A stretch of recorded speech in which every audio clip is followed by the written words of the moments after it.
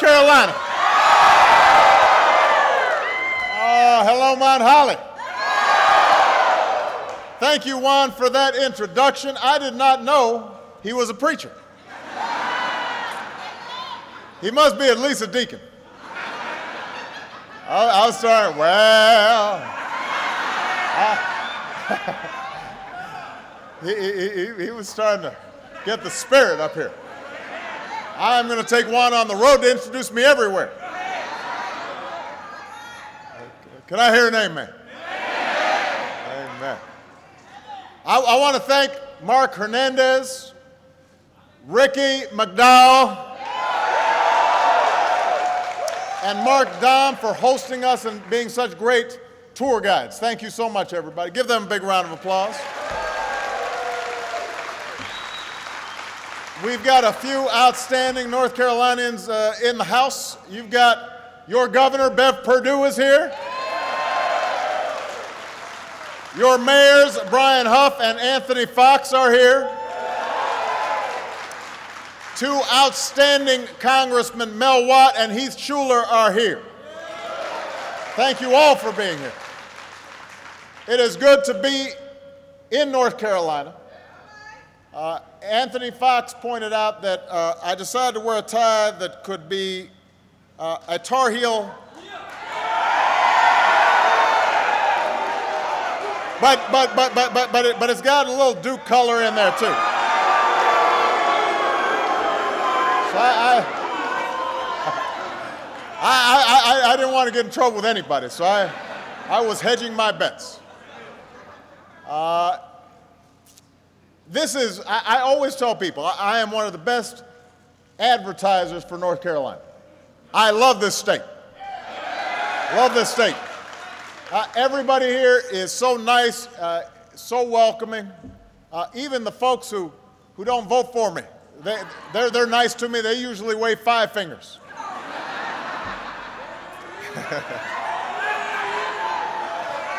So it's just a great pleasure. And I just had a chance to see some of the folks who are doing the work here today. I couldn't be more impressed. Some people had been here, like Juan, 32 years, 25 years. Some folks had been here for 4 months or 6 months, had just gotten hired, but everybody had such pride in their work. And you know, the freighter line trucks that you're making here at this plant run on natural gas, and that makes them quieter. It makes them better for the environment. It makes them cheaper to fill up than they would be with diesel. I hear you sold your 1,000th natural gas truck last November. The first company to reach that milestone, and it was made right here in Mount Holly. And last year, this plant added more than 1,000 workers, hiring back a lot of folks who were laid off during the recession. That is something to be proud of. Now here at Daimler, you're not just building trucks. You're building better trucks. You're building trucks that use less oil. And you know that's especially important right now because most of you have probably filled up your gas tank a time or two in the last week. And you've seen how quickly the price of gas is going up. A lot of you may have to drive a distance to work. Higher gas prices are like a tax straight out of your paycheck. And for companies that operate a whole fleet of trucks, the higher costs can make a big difference in terms of the profitability of the company. Now, here's the thing, though. This is not the first time we've seen gas prices spike. It's been happening for years. Every year about this time, gas starts spiking up, and everybody starts wondering how high is it going to go. And every year, politicians start talking when gas prices go up. They get out on the campaign trail, and you and I both know there are no quick fixes to this problem. But listening to them, you think there were. As a country that has 2% of the world's oil reserves, but uses 20% of the world's oil, I'm going to repeat that. We've got 2% of the world oil reserves. We use 20%. What that means is, as much as we're doing to increase oil production, we're not going to be able to just drill our way out of the problem of high gas prices. Anybody who tells you otherwise either doesn't know what they're talking about or they aren't telling you the truth. Here is the truth. If we are going to control our energy future, then we've got to have an all-of-the-above strategy. We've got to develop every source of American energy, not just oil and gas, but wind power and solar power, nuclear power, biofuels.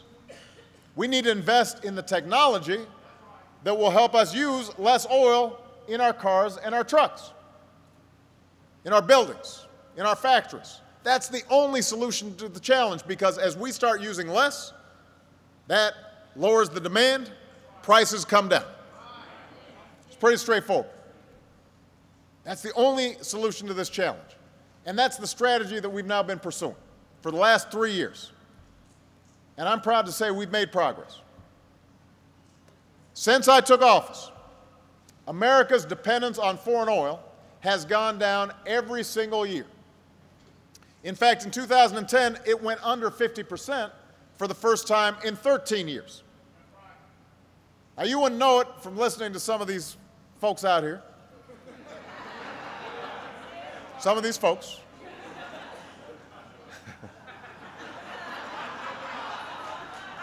But a key part of our energy strategy has been to increase safe, responsible oil production here at home. Under my administration, America's producing more oil today than any time in the last 8 years. Under my administration, we've quadrupled the number of operating oil rigs to a record high. We've got more oil rigs operating now than we've ever seen. We've opened up millions of new acres for oil and gas exploration. We've approved more than 400 drilling permits that follow new safety standards after we had that mess down in the Gulf. We're approving dozens of new pipelines. We just announced that we'll do whatever we can to speed up construction of a pipeline in Oklahoma that's going to relieve a bottleneck and get more oil to the Gulf, to the refineries down there, and that's going to help create jobs, encourage more production. So these are the facts on oil production. If somebody tells you we're not producing enough oil, they just don't know the facts. But how much oil we produce here at home, because we only have 2% and we use 20, that's not going to set the price of gas worldwide or here in the United States. Oil is bought and sold on the world market. And the biggest thing that's causing the price of oil to rise right now is instability in the Middle East. You guys have been hearing about what's happening with Iran. There are other oil producers that are having problems. And so people have gotten uncertain. And when uncertainty increases, then sometimes you see speculation on Wall Street that drives up gas prices even more. But here's the thing. Over the long term, the biggest reason oil prices will go up is there's just growing demand in countries like China and India and Brazil. There are a lot of people there. In 2010 alone, China added nearly 10 million cars on its roads. Think about that. 2010, 10 million new cars. People in China, folks in India, folks in Brazil, they're going to want cars too as their standard of living goes up. And that means more demand for oil, and that's going to kick up the price of oil worldwide. Those numbers are only going to get bigger over time. So what does that mean for us? It means we can't just keep on relying on the old ways of doing business. We can't just rely on fossil fuels from the last century. We've got to continually develop new sources of energy, and that's why we've made investments that have nearly doubled the use of clean, renewable energies in this country. And thousands of Americans have jobs because of it. It also means we've got to develop the resources that we have that are untapped, like natural gas. We're developing a near 100-year supply of natural gas, and that's something that we expect could support more than 600,000 jobs by the end of the decade. And that's why we've worked with the private sector to develop a high-tech car battery that costs half as much as other batteries and can go up to 300 miles on a single charge. Think about that. That'll save you some money at the pump. And that is why we are helping companies like this one right here and plants like this one right here to make more cars and trucks that use less oil. And when I ran for office, I went to Detroit and I gave a speech to automakers where I promised that I was going to raise fuel standards on our cars so that they go further on a gallon of gas. I said we should do the same thing on trucks. I have to tell you, when I said it, I didn't get a lot of applause in the room, because there was a time when automakers were resisting higher fuel standards, because change isn't easy. But you know what? After 3 decades of not doing anything, we got together with the oil companies. We got together with the unions.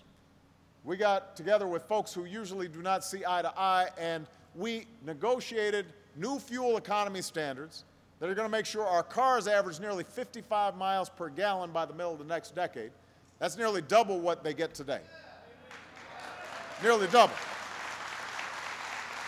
Now, because of these new standards for cars and trucks, they're all going to be able to go further and use less fuel every year.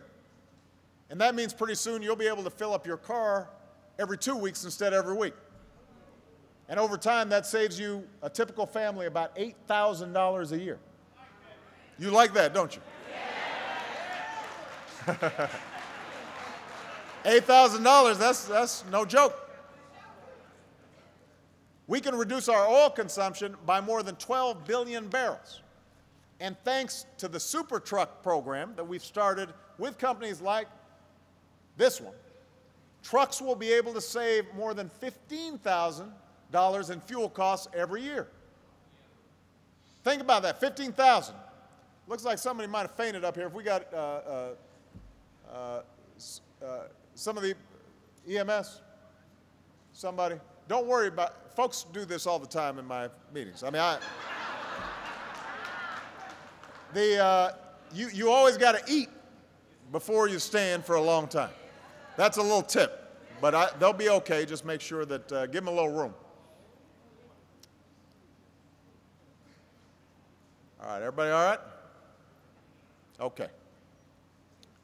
So these trucks can save $15,000 every year. I want people to think about what that means for businesses, what it means for consumers. It is real progress, and it's happening because of American workers and American know-how. It's happening because of you. It's happening because of you. We're also making it easier for big companies, some of your customers, like UPS and FedEx, to make the shift to fuel-efficient cars and trucks. We call it the National Clean Fleets Partnership.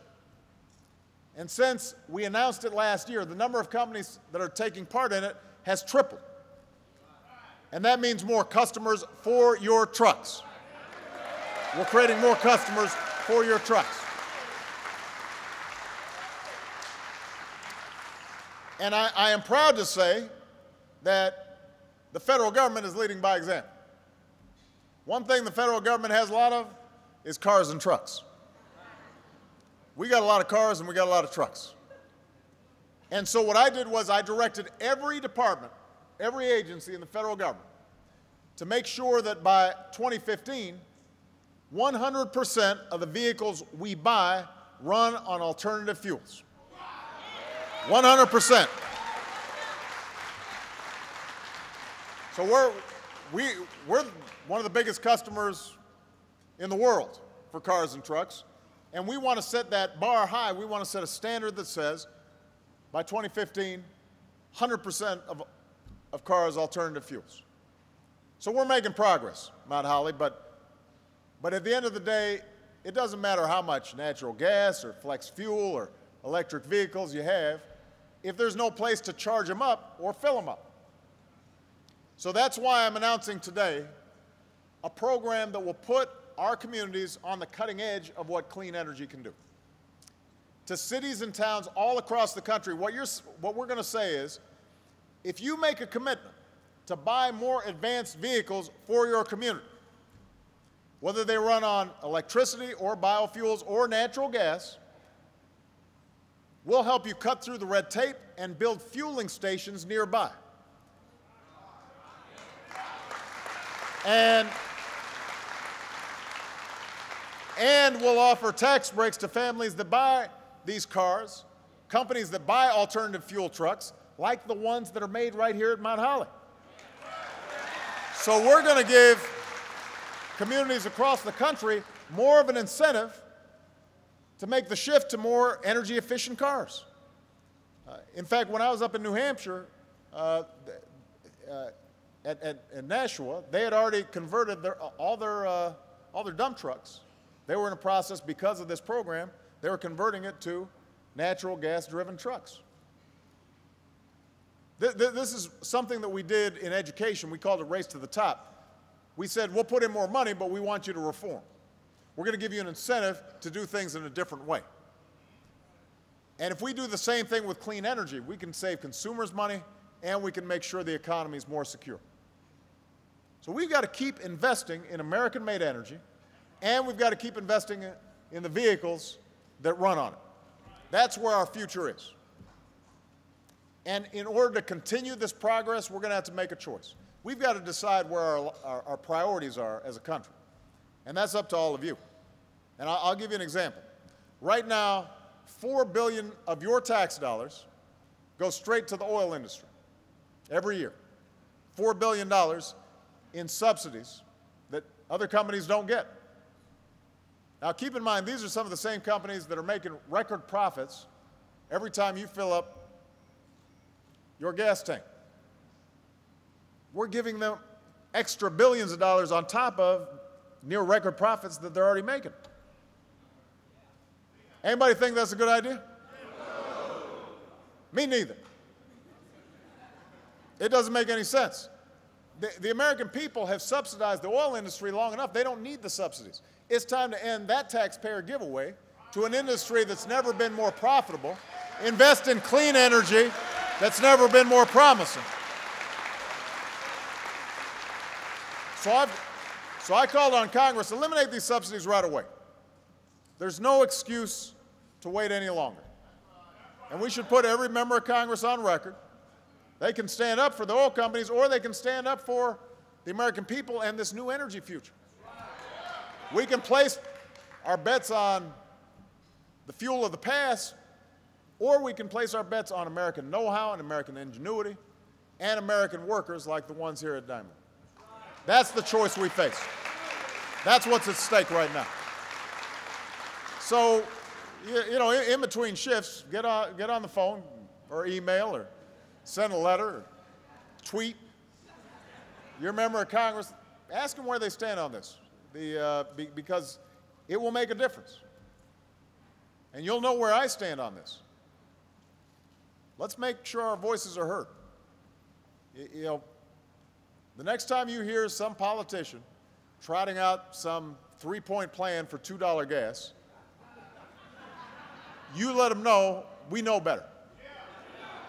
Tell them we're tired of hearing phony election year promises that never come about. What we need is a serious, sustained, all-of-the-above strategy for American-made energy, American-made efficiency, American innovation, American fuel-efficient trucks, American fuel-efficient cars. We may not get there in one term.